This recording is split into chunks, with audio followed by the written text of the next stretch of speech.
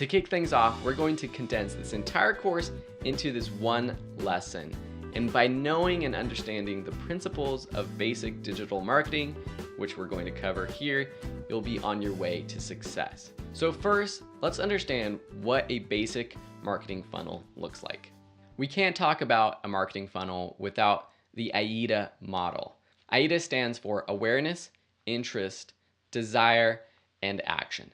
And we'll add an R to the end of that, AIDA. R is for retention because that's so important too. Awareness is all about building your brand, building your identity, using tools like social media so that people can get to know you. Interest means having a content strategy to get people interested in your brand or in a product or service of yours. Desire means moving that person from liking what you provide to actually wanting it. This means creating that personal and emotional connection with your audience so that you're not just another brand, they're starting to become loyal followers of yours. And then for taking action, this is different depending on the stage of your customer.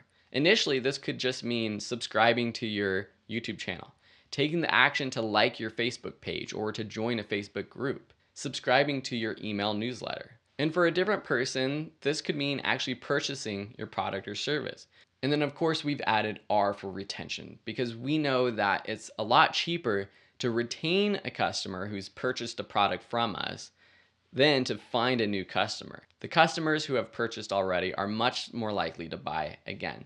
So how do we build that loyalty? Through email campaigns, through exclusive content on our website, through a YouTube series, just providing consistent content that people love and engage with. We can break down the ways that you get attention into two buckets: content marketing and paid marketing. This means doing things like putting out YouTube videos, writing blog articles, doing a podcast, creating content that serves your audience. You can also create content on social media. I bucket social media marketing underneath content marketing, even though it's a little different. Social media is great for sharing your content that you put on other platforms, but you can even host content on social media. For example, video on Facebook is huge now. And then there's paid marketing, and there's two ways that we're going to cover this. One is through just traditional ads, so putting up your Google ad, your Facebook ad that directs people either to some sort of product or service of yours, or to maybe a landing page, or even just to a piece of content of yours, or even to one of your social media profiles. There's also this idea of promoting posts or videos. It's not necessarily an ad, it could be, but you could put up any sort of YouTube video. It could be one of your content marketing videos, and you can boost it so that more people see it. Now you know what a marketing funnel looks like. You know the different types of marketing. Now let's dive into the steps to actually growing your audience. Step one is to create your online identity. First, this means creating a website. Your website is your home base. It's where you control your story, your messaging. It's where you can sell your products and services. It's where you can give a lot of free content away to grow loyal fans. So you need a website. In the modern world, your online identity must include social media profiles as well. We're talking about Facebook, Twitter, Instagram, Pinterest. These are the places where your potential customers live. They spend most of their time. And that's how we attract them to our own business. When starting out, it will be easier to grow quickly if you focus your attention on one of these platforms. But there's also modern tools that make it super easy to schedule posts and also to send those posts and our content to all of these platforms at the same time. This is your online identity. The next step is figuring out how you create that content. The best way to find ideas for content to create is to just serve your audience. Figure out what problem do they have? How do you solve their problem? This is all about understanding your target audience, which we're going to dive deeper into in the next section of this course. Consistency is one of the most important parts of your content marketing strategy. This means posting regularly. There's no rule whether it should be once a week, twice a week, every day of the week, once a month, but be consistent so that your audience learns to expect when you come out with new content. But there is this balance between quality and quantity. I would argue that if you can't put out high quality content, then you need to decrease the amount or the quantity of it. My best advice is just to stick with it. Have a plan to do a weekly podcast for at least 1 year. Stick with a YouTube series for at least a few months to see if it catches on. Write weekly articles and don't stop. Sometimes just being there for a long time creates your own success. So that's the second step about creating content. The third step is figuring out how you capture that audience into your world. And what this typically means for a modern business is growing an email list.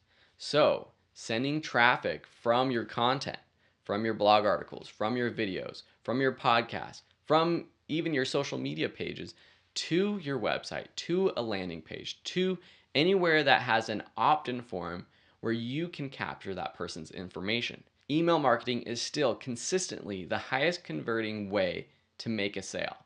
These are the 3 steps to growing your fan base. Once you're growing your loyal fan base, you have the opportunity to actually sell your product to them. So I break this down into 2 types of marketing or types of selling. A direct sell or more of a soft sell. Direct marketing in the online world looks like a sales page, a sales video, a webinar or training where you're selling at the end of that video, an email that is pitching your product to them. The softer form of marketing includes having a blog article that solves a person's need, but then also provides more answers to them if they want to pay. Or perhaps it's an email sequence that someone gets when they go to your website for the first time, they sign up for your newsletter, and you're sending them weekly emails, helping them solve the most asked questions and problems that your target audience needs. But through that and on those emails, you're giving them the option to take it to the next level. So this is all great, but where does paid marketing come in? Because in this course, we're going to learn a lot about Facebook, Google ads, and also retargeting.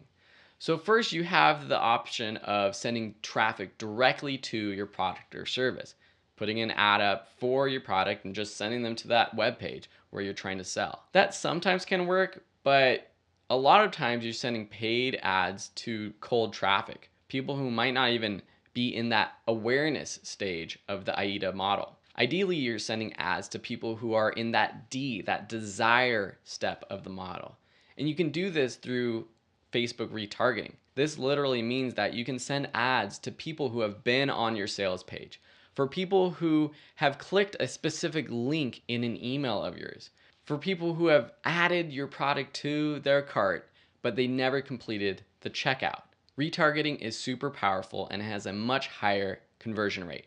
But instead of actually sending people directly to a product, we can also drive people to the beginning of a funnel. For example, a landing page with an opt-in form where there's much less of a barrier to entry to join. They don't have to actually make a purchase. And from there, we can start to warm up our audience and then do the selling later on. Now you know more about how the marketing system works, but what is your goal with all of this? There's so much. My goal with my business, which might be similar to you, is to grow enough organic traffic, organic awareness of my brand so that I'm getting those organic sales. So I'm not having to always be pitching all the time. I never consider myself a great salesperson, but in the modern world, that doesn't mean you can't have a 6-figure business of your own. So I use content marketing to drive people to my website and to my business. I use social media marketing to turn the casual observer into a fan by building trust with people who follow me. And lastly, I use paid marketing as a lever that I can pull to intelligently boost traffic and sales. By understanding this digital marketing system, you have what it takes to succeed. Now it just takes doing. Hopefully this helps you. If you have any questions, please feel free to leave them in the Q&A, and we'll see you in the next lessons.